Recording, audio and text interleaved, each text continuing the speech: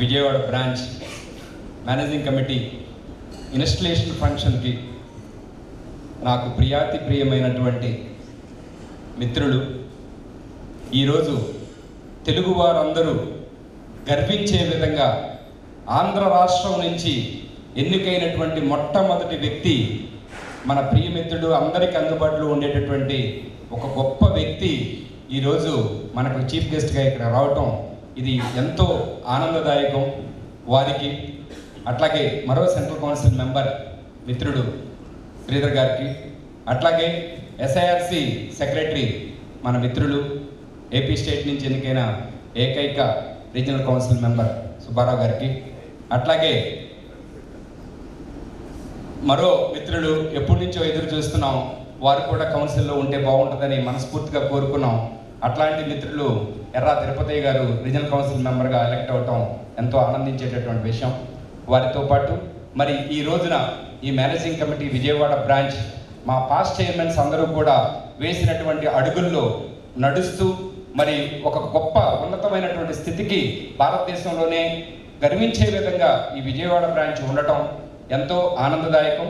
అట్లాంటి బ్రాంచ్కి ఎవరు చైర్మన్స్గా చేసినా, ముఖ్యంగా ఇప్పుడు కంప్లీట్ చేసినటువంటి ప్రియమిత్రుడు నిజంగా మాకెందరికో ఎంతోమందిని ప్రాణ స్నేహితుల్ని, ఒక సోదరుల్ని అందించినటువంటి సంస్థ మన విజయవాడ బ్రాంచ్. అందులో ఇప్పుడే బాధ్యతల నుంచి ఈరోజే విరమించినటువంటి మిత్రుడు నిట్టా రవికిషోర్ గారికి, అట్లాగే మరొక తమ్ముడు నరేంద్ర గారికి, అట్లాగే వారి మేనేజింగ్ కమిటీ అందరికీ పేరు పేరున హృదయపూర్వక నమస్కారాలు తెలియజేస్తూ, తెలుగువారు మరి నిజంగా ప్రసన్న కుమార్ గారి గురించి 2 మాటలు చెప్పాలి. ఇక్కడే ఉన్నటువంటి నేను ఈ మేనేజింగ్ కమిటీలో సురేషన్ బాబులో ఆర్టికల్స్ చేసి అక్కడే సిఏ పాస్ అయ్యి అక్కడే పార్ట్నర్ అయిన నాకు ఒక ఇన్స్టిట్యూట్ అంటే ఎంత గొప్పది, మనం ఎలా ఉండాలి అని ఇక్కడే ఉన్నటువంటి మా గురువులు జనార్దన్ గారు ఒక మాట చెప్పారు. నేను 2009లో కమిటీలోకి వచ్చేటప్పుడు, అమ్మ జన్మనిచ్చి ఈ సమాజానికి పరిచయం చేస్తే అమ్మ తర్వాత స్థానంలో ఉన్న అమ్మ మన సిఏ ఇన్స్టిట్యూట్. అట్లాంటి గొప్ప ఇన్స్టిట్యూట్కి నువ్వు ఒక కమిటీలోకి ఎంటర్ అయ్యావు, నీ వల్ల ఇన్స్టిట్యూట్కి ఎప్పుడు చెడు జరగకూడదు, జరిగితే మంచి జరగాలి తప్ప అని చెప్పినటువంటి మాట, ఒక సిఏ అనే ఒక సర్టిఫికెట్ తోటి ఈ మరొక పునర్జన్మనిచ్చినటువంటి సంస్థకి మనం మేలు చేయాలనేటువంటి చెప్పిన మాటలు మమ్మల్ని ఒక ఓనప్ చేసుకొని ఇన్స్టిట్యూట్ అంటే ప్రాణం పెట్టే విధంగా తయారు చేసింది. ఈ రోజు వరకు కూడా 14-15లో చైర్మన్గా చేసిన నాకు ఆ తర్వాత కూడా ప్రతి సంవత్సరం ఏ మెంబర్ ఏ చైర్మన్ ఏం కోరినా మా సురేషన్ బాబు తరఫున కానీ మాకున్నటువంటి కౌన్సిల్ మెంబర్స్ తోటి ఉన్న ఎఫిలియేషన్ కానీ బ్రాంచ్ పట్ల, మెంబర్స్ పట్ల, స్టూడెంట్స్ పట్ల ఒద్దికగా ఉండి పనిచేసే విధంగా తయారు చేసింది. ఇంత మంచి కుటుంబాన్ని మాకు అందించి ఈ కుటుంబంతో మమేకమై ప్రయాణం సాగించే విధంగా ఈ సిఏ ఇన్స్టిట్యూట్ మమ్మల్ని తయారు చేసింది. పూజ్యులు జనార్దన్ గారు, ఆ తర్వాత నేను, నా తర్వాత మా పూర్ణచంద్రరావు, ఆ తర్వాత ఈ రోజున మా తమ్ముడు, మా శిష్యుడు మరి నారాయణ చైర్మన్గా ఈరోజు అవతరించడం అంటే ఒక గొప్ప స్థానానికి ఈ ఇన్స్టిట్యూట్కి రుణం తీర్చుకునే బాధ్యతను తీసుకోవడం గొప్పగా ఉందని తెలియజేస్తూ, మరి 2 సార్లు రీజనల్ కౌన్సిల్ మెంబర్గా, 4 సార్లు సెంట్రల్ కౌన్సిల్ మెంబర్గా కంటెస్ట్ చేసినటువంటి ప్రసన్న గారికి, అంటే మొట్టమొదటిసారి రీజనల్ కౌన్సిల్ మెంబర్గా కంటెస్ట్ చేసినప్పుడు వారికి మేము తోడులేము. ఆ తర్వాత ఆ ప్రస్థానం ముందుగా ఒక్క మాట, టిఎన్ మనోహరన్ గారు ప్రెసిడెంట్గా చేశారు. వారు కౌన్సిల్ మెంబర్గా కంటెస్ట్ చేసినప్పుడు సురేషన్ బాబు ఒక బాధ్యత తీసుకుంది. ఇట్లాంటి గొప్ప వ్యక్తి ఇన్స్టిట్యూట్ ప్రెసిడెంట్ అయితే మనం ఇండైరెక్ట్గా ఇన్స్టిట్యూట్కి ఎంతో మేలు చేశామని చెప్పి వారిని ఎంచుకోవటం, ఆ తర్వాత ఒక మహోన్నతమైనటువంటి వ్యక్తి జె వెంకటేశ్వర్లు గారిని ఇంకొక వ్యక్తిని ఎంచుకోవటం, వారి ఎలక్షన్స్లో ప్రతి ఎలక్షన్కి మేము బాధ్యత తీసుకొని సపోర్ట్ చేయటం, ఆ తర్వాత ఎంచుకోబడినటువంటి వ్యక్తి ఈ రోజు ఉన్నటువంటి మన వైస్ ప్రెసిడెంట్ ప్రసన్న కుమార్ గారు. 2 ఎలక్షన్స్ రీజనల్ కౌన్సిల్గా, 4 ఎలక్షన్స్ సెంట్రల్ కౌన్సిల్గా కౌన్సిల్ మెంబర్గా ఎన్నికయ్యేటప్పుడు ఒక ఎలక్షన్ మధ్యలో ఓడిపోవడం జరిగింది. ఈ ప్రస్థానంలో వారికి ప్రతి అడుగులో విజయవాడ బ్రాంచ్ తరఫున మా ఫ్యామిలీ అంటే సురేషన్ బాబు ఫ్యామిలీ ఉండటం, మేము మీ అందరు ఇచ్చినటువంటి ఊతం, మీరు ఇచ్చినటువంటి సపోర్ట్, మీరందరూ లేకుండా ఇదంతా సాధ్యం కాలేదు. మనందరం లేకుండా ప్రసన్న గారు ఆ స్థాయికి ఎదిగే దాంట్లో మన పాత్ర కూడా ఉండటం మనందరం గర్వించే విషయం అని చెప్పి సభాముఖంగా తెలియజేస్తూ, మరి ఒక సైన్స్ స్టూడెంట్ బీఎస్సీ బీజెడ్సీ చదువుకున్నటువంటి ఒక లయోలా స్టూడెంట్ చెన్నైలో ఒక చార్టర్డ్ అకౌంటెన్సీ ప్రొఫెషన్ వైపు అసలు అడుగులు వేయటం అనేది అతని వ్యక్తిత్వానికి ఏ విధంగా అతని దగ్గర ఉన్నటువంటి ఛాలెంజ్ ఏంటి, ఆ కరేజ్ ఏంటి అనేది మనకు అర్థమవుతుంది. ఒక సైన్స్ స్టూడెంట్ వచ్చి ఒక ఆర్ట్స్ కోర్సుని స్టార్ట్ చేసి మరి ఆ సిఏ కోర్సు 4 సంవత్సరాల్లో కంప్లీట్ చేయడమే కాకుండా ఇవాళ భారతదేశంలో అత్యున్నతమైనటువంటి స్థానం వైస్ ప్రెసిడెంట్ ఆఫ్ ఇండియా అంటే వైస్ ప్రెసిడెంట్ ఆఫ్ సిఐ ఇన్స్టిట్యూట్కి మరి బాధ్యత తీసుకునే ఆ పరిస్థితి రావటం అంటే ఎంత డెడికేషన్ ఉంది, ఎంత కష్టం ఉంది ఆయన వెనకాల, ఎంత సహనం, ఎంత ఓర్పు, ఎంత కమిట్మెంట్, ఎంత పాజిటివ్ థింకింగ్, అవర్స్ టుగెదర్ పనిచేసేటటువంటి హార్డ్ వర్కింగ్ నేచర్, ఒక గోల్ పట్ల వారికి ఉన్నటువంటి వారి యొక్క ప్రస్థానం మొత్తం మనం చూస్తే మరి పోతనామాచ్యుడు రాసినటువంటి ఒక కవిత్వం నాకు గుర్తొస్తా ఉంది. మరి ఇంతింతై వటుడింతై మరియు తానింతై నభోవీధి పైనంతై తోయద మండలాగ్రమున కల్లంతై మహారాజ్వి పైనంతై చంద్రునికైనంతై ఇలా చెప్పుకుంటా పోతే అట్లాంటి మహోన్నతమైనటువంటి స్థానం అంటే స్టూడెంట్గా, విద్యార్థిగా, సిఏ స్టూడెంట్గా మరి ఎలక్షన్స్లో సౌత్ ఇండియాలో ఓన్లీ సికాసా అనేది ఓన్లీ చెన్నైలో మాత్రమే ఉండేది ఆ రోజుల్లో. అట్లాంటి సికాసాకి సెక్రటరీగా కంటెస్ట్ చేసి గెలవటమే కాకుండా వైస్ చైర్మన్ చేసి వైజాగ్ బ్రాంచ్ చైర్మన్గా, మరి సదరన్ ఇండియా రీజనల్ కౌన్సిల్ మెంబర్గా, ఇవాళ 3 టైమ్స్ ఆల్ ఇండియా కౌన్సిల్ మెంబర్గా ఉండి వైస్ ప్రెసిడెంట్గా సాగినటువంటి వారి ప్రస్థానం చూస్తే మరి పోతన గారు ఆ రోజే ఇట్లాంటి సామాన్యులు అసామాన్యమైనటువంటి స్థితికి చేరతారు అని చెప్పి వారి కోసమే రాయబడినటువంటి ఈ పద్యంలాగా నాకు అనిపిస్తూ ఉంది. అట్లనే మన కోర్సు ఎంత గొప్ప కోర్సో, మనం స్పెండ్ చేసే ప్రతి క్షణాన్ని కనుక ప్రొఫెషన్ వైపు ఖర్చు పెడితే ఎన్ని డబ్బులు సంపాదించవచ్చో మనందరికీ తెలుసు.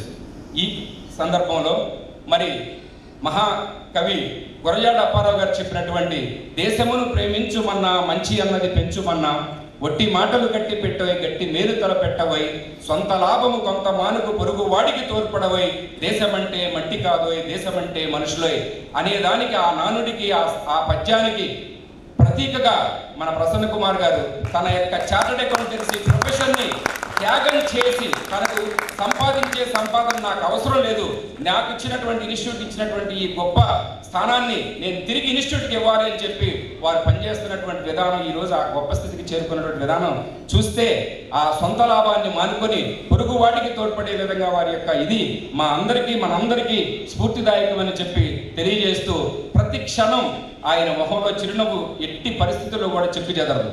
ప్రతి మనిషికి ఎమోషన్స్ ఉంటాయి. ఎవరైనా మన టచ్ చేసినప్పుడు డెఫినెట్గా కోపం వస్తుంది, ఎంత మంచి మనుషులు అయినా. కానీ ఏ రోజు చిరునవ్వు చెక్కు చెదరని చిరునవ్వుతో ఉండటం తప్ప ఎవరైనా ఎంత బాధ పెట్టినా, ఎంత ఇబ్బంది పెట్టినా మేమిద్దరం మాట్లాడుకుంటా ఉంటాం. రాత్రి 2 వరకు పనిచేస్తారండి. ఫర్ యువర్ ఇన్ఫర్మేషన్, ఎవ్రీడే ఆయన డే ఎండ్ అవడానికి 2 అవుద్ది. నాకు తెలిసి భారతదేశంలో 32 మంది కౌన్సిల్ మెంబర్స్ ఉంటే ప్రెసిడెంట్, వైస్ ప్రెసిడెంట్ కూడా అంత కష్టపడుతున్నారో లేదో నాకైతే తెలియదు. ఈ 6 సంవత్సరాలు వారిని చూశాను.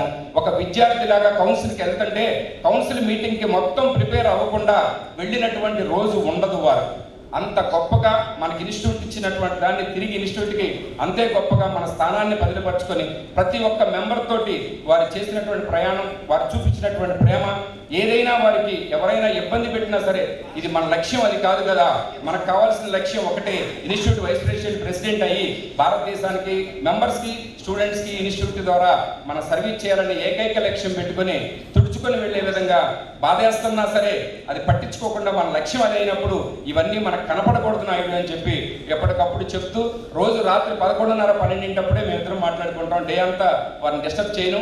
ఆ టైంలో చాలా ఫ్రీగా చక్కగా ఏం చేయాలి, ఎట్ట చేయబోతున్నాం, ఏదైనా పర్వాలేదు, మనం నమ్మిన వాళ్ళని కూడా వదిలిపెట్టకూడదు నాయుడు అని చెప్పేవాడు.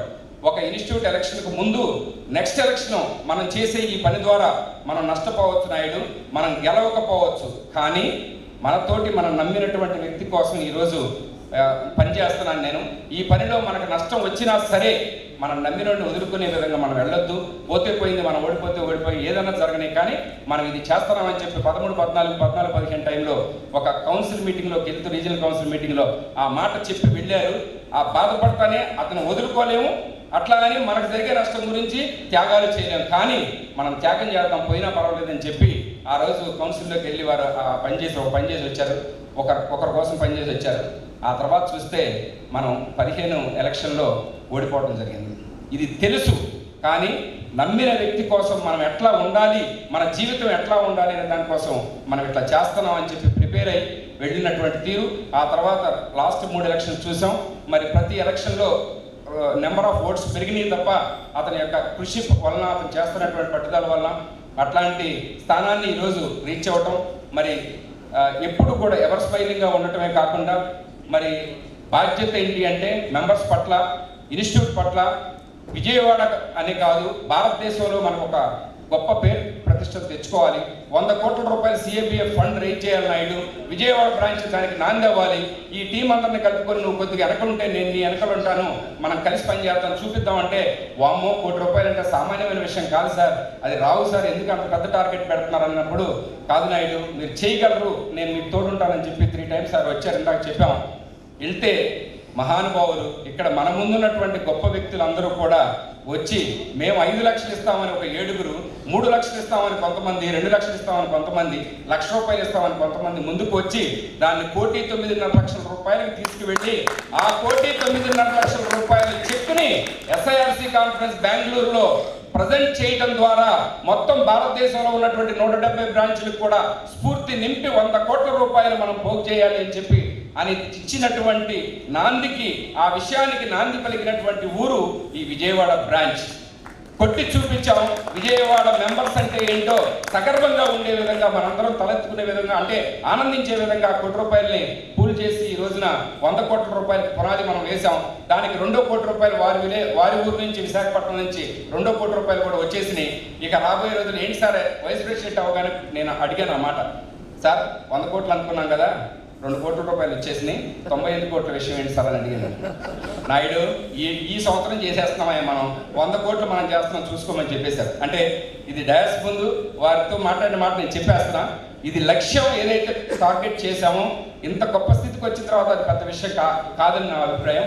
ఆ 100 కోట్లు రీచ్ అవ్వడం ద్వారా ఎవరైతే సఫరర్స్ ఉన్నారో మన ప్రొఫెషన్ నుంచి అట్లాంటి వాళ్ళకి మేలయ్యేటటువంటి కార్యక్రమం కాబట్టి అది పూర్తి చేయమని, మరి రాబోయే కాలానికి మరి ప్రసన్న గారు ఎట్లాగూ వైస్ ప్రెసిడెంట్ అయిపోతున్నారు, రాబోయే కాలానికి కూడా మనలో మిత్రుడు, మన ప్రాంతం నుంచి వచ్చిన వ్యక్తే మన ముప్పాళ్ళ శ్రీధర్ గారు కూడా ఇదే ప్రస్థానం కొనసాగిస్తూ మంచిగా అందరిని కలుపుకొని బ్రహ్మాండంగా ముందుకెళ్ళి ఈ విధంగా ఈ స్ఫూర్తితోటి ముందుకెళ్లాలని మనసారా విజయవాడ బ్రాంచ్ తరఫున ఆకాంక్షిస్తూ, మరో విధంగా మరో పక్కనే ఉన్నటువంటి regional council member Muppalla Subbarao గారిని ఎస్ఐఆర్సి చైర్మన్ కావాలని మా విజయవాడ బ్రాంచ్ కోరుకుంటుంది అని చెప్పి సభాముఖంగా తెలియజేస్తూ, మరి వారి తర్వాత తిరుపతి గారు ఇక మిగతా వారు ఆ ప్రస్థానంలో రావాలని మనస్ఫూర్తిగా కోరుకుంటూ, మీ అందరి దగ్గర మరి మీరందరూ తోడు ఉండబట్టే మేమేదో ఒకటి విజయవాడ మా సురేష్ అండ్ బాబులో మేము ఏదైనా చేయగలిగాం.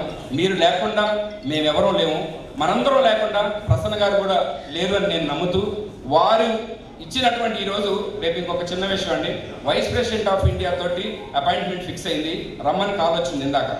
నాకు విజయవాడ బ్రాంచ్ ముఖ్యం, తర్వాత గుంటూరు, ఆ తర్వాత ఒంగోలు బ్రాంచ్, వీటికి మాట ఇచ్చాను నేను. నాకు ఇదే ఇంపార్టెంట్ తప్ప అది కాదు. ఈ రోజు నుంచి ఎలక్ట్ అయిన రోజు నుంచి నేను పనిచేయటమే చూపిస్తాను. మనం ఎంత ఇప్పుడు దాకా పనిచేసాం ఒక ఎత్తు, ఇక నుంచి చేయబోయేది ఒక ఎత్తు. భారతదేశంలో విజయవాడ అంటే మన ఆంధ్రప్రదేశ్ నుంచి వచ్చినటువంటి ప్రసన్న కుమార్ గారు అంటే ఏంటో ఒక చరిత్ర సృష్టించాలని ఒక తపంతో ఉన్నారు. మనస్ఫూర్తిగా మీ అందరి పెద్దలందరి ఆశీస్సులు, మిగతా వాళ్ళ గుడ్ విషెస్ ద్వారా వారు ఆ ఉన్నత స్థానంలో అత్యున్నత స్థితిలో అత్యున్నతంగా రాణించాలని మనసా వాచ కర్మణ మా అయ్యప్ప స్వామి వారిని వేడుకుంటూ, మరి మొన్న 12వ తారీఖు వారు ఎలక్ట్ అయిన రోజున నేను అయ్యప్ప స్వామి వారి దీక్షలో ఉండటం, 17వ సంవత్సరం నా దీక్ష. ప్రతి క్షణం వారి కోసం ప్రార్థన చేయటం, మా అయ్యప్ప స్వామి వారి ఆశీస్సులు అందించడం, వారి ఇవాళ వైస్ ప్రెసిడెంట్గా ఎన్నిక కావడం జరిగింది. ఇది భగవంతుడి ఆశీస్సులు. సిన్సియర్గా పనిచేస్తే అది లభిస్తాయి అని చెప్పడానికి ఇంకొక కారణం ఏమి లేదని చెప్పి సభాముఖంగా తెలియజేస్తూ, భగవంతుడు మంచి శక్తినిచ్చి, ఆయుష్నిచ్చి, ఆరోగ్యాన్ని ఇచ్చి వారు ఇంకా ఇన్స్టిట్యూట్ పట్ల మమేకమై పనిచేస్తూ మంచి పేరు ప్రతిష్టలని సంపాదించాలని మీ అందరి తరపున, మీరందరూ లేకుండా ఇదంతా సాధ్యం కాదని మరొక్కసారి మీ అందరినీ వేడుకుంటూ మీ యొక్క ఆశీస్సులను కోరుకుంటూ మీ అక్కయ్య. థ్యాంక్ యూ అండి. థ్యాంక్ యూ అన్న.